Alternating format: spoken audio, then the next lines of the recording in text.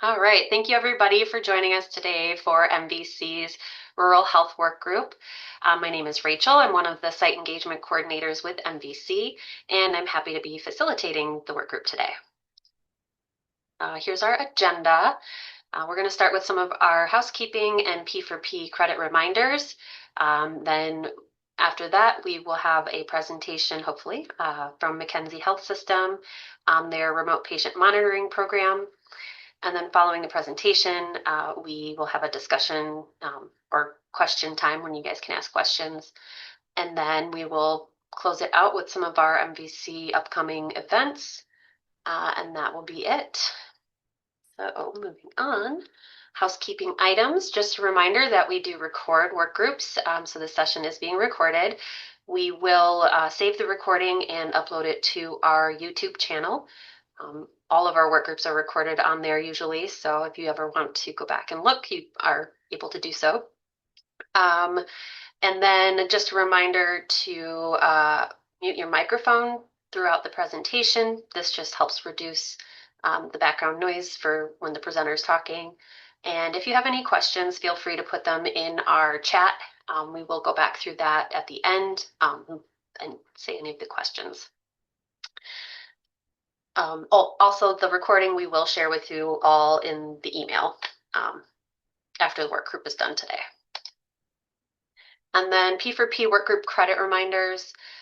We hope that our P4P participants are going to have active participation. That means answering the polls and participating in the discussion, asking questions, or even sharing information if you have, an example you want to share. That's always great to hear. And then at the end of a work group, we will have a post-work group survey. That will be a requirement to get the P4P engagement points. But we also encourage everyone who attends, even if you are not doing the P4P program, to fill out the survey. It helps us kind of gauge how much you enjoyed the work group, or if you thought it could have been a little different, or if you have any suggestions. It's just very helpful for us for future content. So today's presentation will be led by Heather Baumeister. She's the Director of Healthcare Practices at McKenzie Health System. She's served as Director of Healthcare Practices for several years and has been with McKenzie since 2017. As a registered nurse since 2005, Heather brings a strong clinical foundation and thoughtful leadership to her role. Throughout her nursing career, she has worked in orthopedics, neurology, oncology, and medical surgical departments. Prior to joining McKenzie, she served as Director of Nursing for Medical, Surgical, and Obstetric departments. At McKenzie Health System, she has held positions including Swing Bed Coordinator and Med Surg Manager before stepping into her current leadership role. Her diverse background allows her to support providers and healthcare teams with both operational insight and deep understanding of patient-centered care.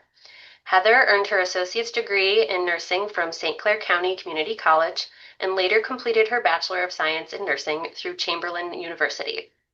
Heather chose to pursue a career in nursing because of her desire to help people, whether that means helping them heal, feel better, or simply providing comfort during what might be one of the most challenging times in their lives. Inspired by her mother, who was also a nurse, Heather developed an early appreciation for the profession. The more she learned about nursing and its impact, the more certain she became that it was the right path for her. And with that, I'll let Heather take over with the presentation. Thank you very much. So I'm going to talk to you guys about remote patient monitoring in a rural setting that we are currently doing here at McKenzie. So a little bit about us. Who are we? Where are we? So, Michigan, we're in the thumb. That's how we always refer to ourselves with your hand. We have a 25-bed critical access hospital. And then we have 6 primary care clinics. 3 are in Sandusky, one's in Croswell, one is in Port Sanilac, and one is in Peck. And then we have specialty clinics as well, which include GI, ENT, general surgery, ortho, our walk-in clinic, and a behavioral health clinic. And we're looking to expand continuously. So I'm over all of the clinics in that's what my role is. And then we also have care coordinators. So we have 3 RN full-time care coordinators, and then we have 1 part-time RN care coordinator for the 6 primary care clinics. They're divided between each clinic. So each RN has 2 clinics, and then there's 2 clinics that we have overlap that part-time RN helps because they're so busy with their annual wellness visits. And then there's a provider, the provider out in Port Sanilac is in town here in Sandusky 1 day a week, so she covers him as well. So I'm over all of them and their program. They do ER callbacks every day on patients that were in the McKenzie Hospital ER. They give those patients a callback, make sure, see if they have any needs, if they need a primary care provider, if they needed to have a follow-up appointment, if they have that scheduled. And if they don't have a primary care provider, the RN will send the care coordinator a referral. So they for sure reach out to that patient and get them scheduled with one of our providers. And then they're also part of our readmission meeting monthly that looks at potential opportunities for chronic care management, to keep the frequent flyers out of the hospital, whether it's education or just monitoring whatever disease process that they have. If it's CHF and they keep going into flare up, or if their diabetes is uncontrolled, so on and so forth. They try to get them into CCM so they can do some education with that.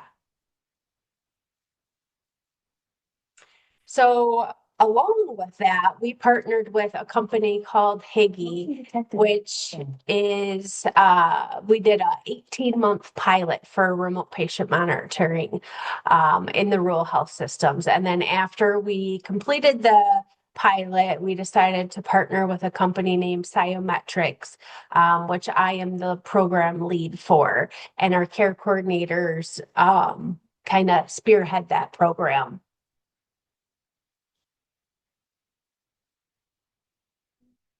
So the devices that we have for remote patient monitoring are blood pressure cuff, a scale, blood glucose monitor, and pulse oximeter. Sorry, something's coming up. I don't know if am I supposed to answer the question, Rachel, or no? Something popped up in chat. Oh no, that's nothing for me. Okay, sorry. Um, So how it works is that we get a referral that we put into our EMR, which is ECW. And then there's 2 staff members from Sciometrics that have access to our EMR. And they get the referral, and then we put in there whatever device we think that they need. They being Sciometrics, have a patient intake coordinator who reviews the referral on a daily basis, and then they provide updates, tried to contact the patient or spoke to the patient because they have to make contact first. The care coordinators do try to give patients a heads up, like, hey, this area code, like I think they call from Royal Oak, so a 248 number is going to call. That's the people from the remote patient monitoring company. So please make sure that you answer that phone call, because a lot of them won't answer if they don't know the phone number.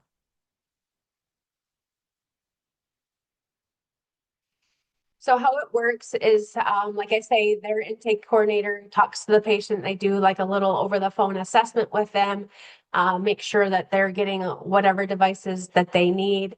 And then they ship the device right to the patient's house. Once they get it, Sciometrics will get like a notification that it was delivered, and then they call the patient to help set up, which really there's already batteries. You just turn it on pretty much. It's not anything complicated, but they go over it with the patient so they know how to use it.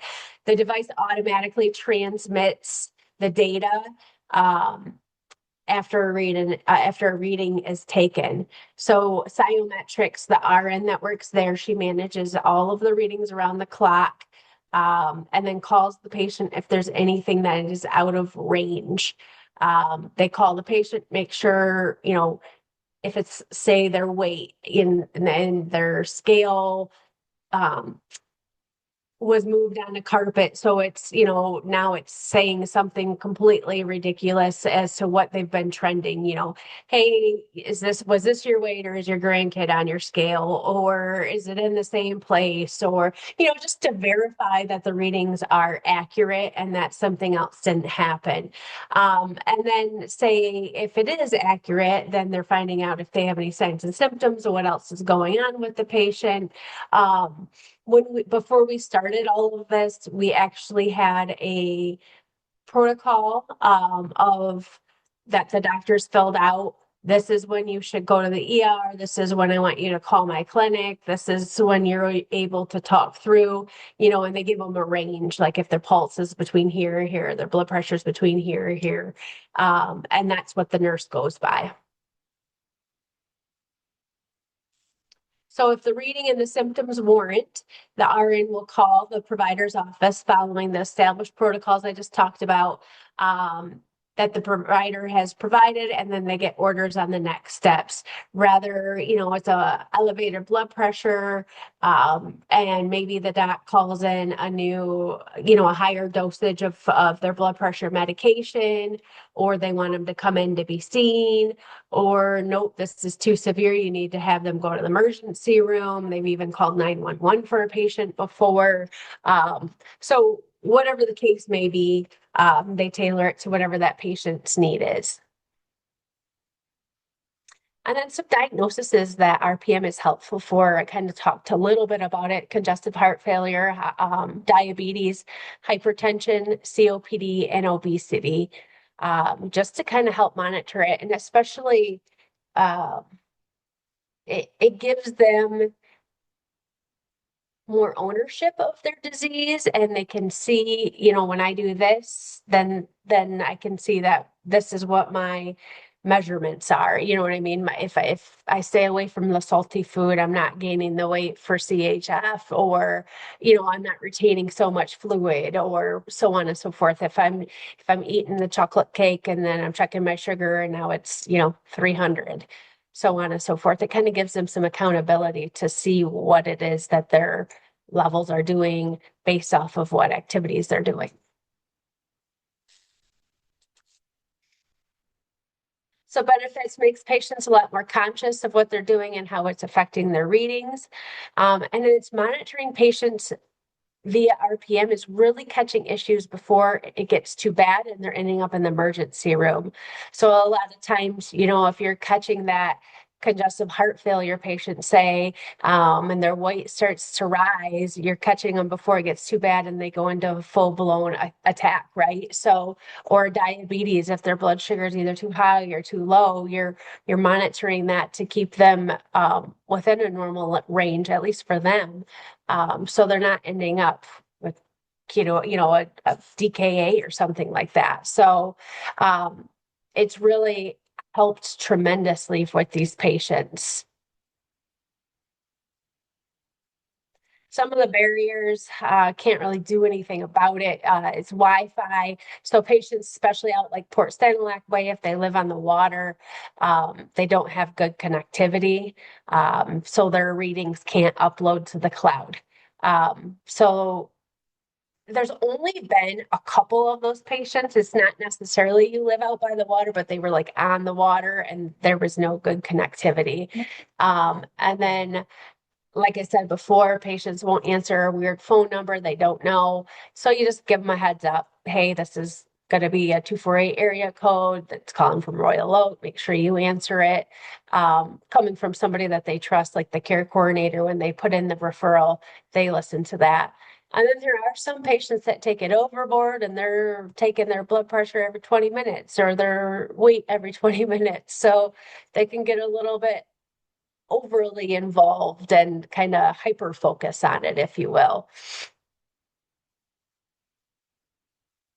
So this just shows our pilot outcomes, and improved health outcomes. So we had 42 patients that had 6 months worth of blood pressure readings. This is during our pilot. So within our 6-month cohort, we had a 78% increase in population under HEDIS control. So the blue, the bright blue shows HEDIS control, and then the dark blue is above, so uncontrolled. So at enrollment, we were 43% controlled, 57% uncontrolled, and 6 months in, I mean, that was a big flip, 76% controlled compared to 26 or 24%, excuse me, that was uncontrolled. So that was a big change. It definitely made an impact, which is why we went with it like after, you know what I mean? We kept the program because we didn't want to take it away from patients. And this shows the percent of change in blood pressure the last 90 days. This is where what from the company that we're currently in.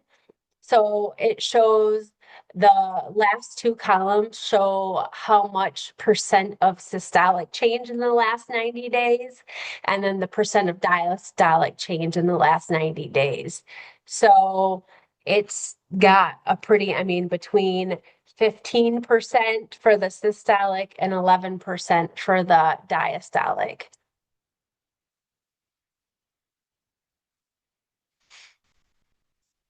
And then this is just another a trend of the 6 month blood pressure. So there was 24 patients. The average reduction in blood pressure systolic was 25 millimeters of mercury, and then 11 for the diastolic. 5 drop in systolic blood pressure reduces your risk of major cardiovascular event by 10%. So we reduced it 5 times that. I'm sure it doesn't mean that we can take the 10% and times it by 5, but in a perfect world, that'd be lovely. But you know what I mean? So it's, you might not think it's such a big deal, but it really does make a huge difference. And then this is the dashboard. So we have a dashboard where we can log into, and you can see your patient specifically. You can see them all. You can drill down and see all of their readings if you want. This shows the total amount of patients, how many are engaged, how many are ready to welcome, and then how many have declined and discharged. And then the active case or active devices there, and then it has the colors are the different kinds of devices.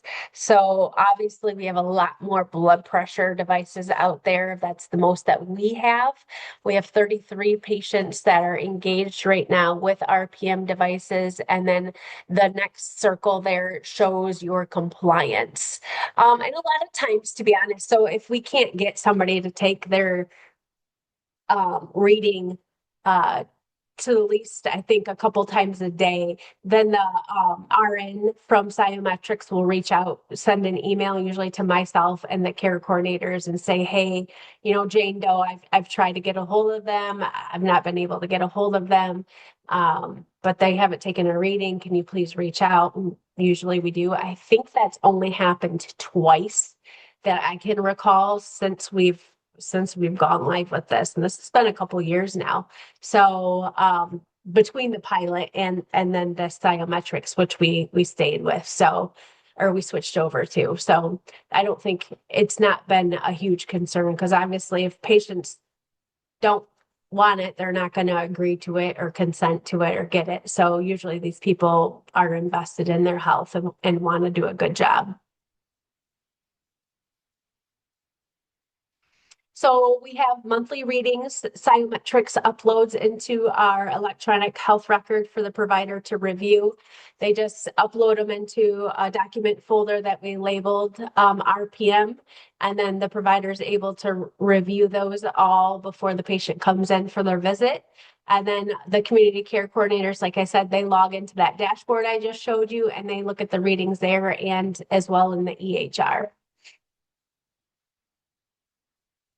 Here's some provider feedback that we had. So Nicole Krosnicki is one of our nurse practitioners. She said very helpful at getting patients involved in their care. Dr. English said nothing negative to report. Monthly patient reports were helpful in allowing me to monitor patient status. And then Dr. Sams, who's our chief of staff, said, overall, it's a great program with amazing possibilities, especially in a rural setting. The monthly updates have the potential to empower the patient to participate in their overall health. That's it for me. Does anybody have any questions? Thank you, Heather. Let's take a look at the chat. Get this up. All right. All right, folks, if you have any questions, feel free to put them in the chat.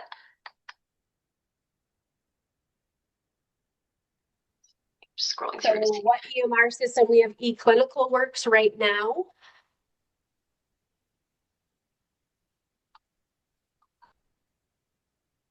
And then, Jonathan, how do you track where the devices are? So the company tracks that, who gets sent what and where they are. I don't know if they have like serial numbers or what that's on them. I'm not sure on that because I don't do that part of it. But I do know that they track and they like the because they know when it's delivered and they know what devices that they're sending out. So how they do that, I'm not certain, but I do know that they do track that. How do It you looks determine who gets RPM? Is it targeted to patients with a high risk of readmission? So yeah, it's our high risk patients or patients that um, either they're frequent flyers like to the emergency room or they're just not controlled within their diagnosis, whether it's diabetes or high blood pressure, or maybe they're new onset and you're trying to do some education. It's not really, it doesn't have to just be your frequent flyers. It's whoever you feel would be a good fit for it to it could be a new diagnosis or it could be somebody that is a frequent flyer, anybody in between. We do make sure that their credential, like that their insurance covers it because it is billed through their insurance. So that is something that we do have to make sure that they're eligible for coverage. And other than that, and obviously the provider agrees and wants to order it, and the patient agrees to it when we have that conversation. okay. There's a question about whether the program addresses the OB population. No, we don't do OB. Um, we used to a long time ago deliver babies, but we don't have any OB providers or anything like that. Now, that's not to say it couldn't though, right? Because if you're monitoring for preeclampsia or, and you could get, have the blood pressure cough and have that be available and monitor that way, and their weight as well. That's not to say it couldn't, but we personally don't because we don't have that service. So I wouldn't have a provider to monitor that. Do they need a PCP? Yes. So it is ordered from their primary care provider. So they do need to have a primary care provider to order it. Any challenges with provider buy-in initially? I feel like ours we're hesitant about receiving data yes, and I don't know how everybody else's providers are, but everything is like baby steps. And then when they finally realize the value of it, then you get more buy-in. So, at first, yes, but when they realized, that it's not going to land on them to review all of these readings, that this other company is the one that is reviewing the readings and monitoring it, that takes some of that responsibility off of their shoulders. And then you're giving them a protocol on when to contact you versus send them to the emergency room. So I think that once it got going and we had the patients and we heard the feedback from the patients and we heard the feedback from different providers, it really started rolling, but it took a little bit to get there. Yes. I don't have any data showing decreased rate of readmission. No, because that would be our director of nursing. I'm only on the outside of it. So when I'm not in the readmission um, meeting that we have, the group, and we've had it in place, I want to say since 2024, we rolled it out, and then we did it might have been 2023 because we did 18 months with Higgy, which was the pilot program, and we've been with Sciometrics almost a year. So almost 3 years, I would say.